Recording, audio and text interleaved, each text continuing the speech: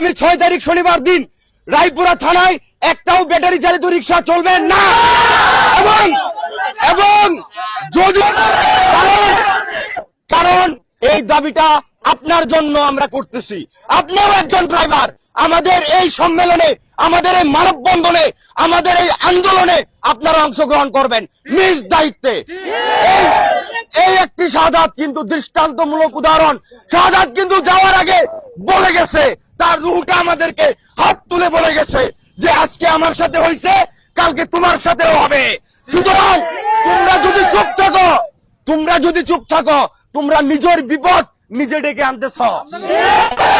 তাহলে আমাদের নিজেদের নিরাপত্তা নিজেদের নিশ্চিত করতে হবে। আমরা এখানে কারো ক্ষতি করতে আসি নাই, আমরা এখানে আইন প্রশাসনকে চ্যালেঞ্জ করতে আসি নাই। আমরা এখানে আসছি আমাদের অধিকার আদায়ের জন্য, আমাদের দাবি নিশ্চিত করার জন্য। তাহলে এই কথাই বহাল থাকবে, আগামী শনিবার দিন 6 তারিখ ব্যাটারি চালিত রিক্সা বন্ধ থাকবে।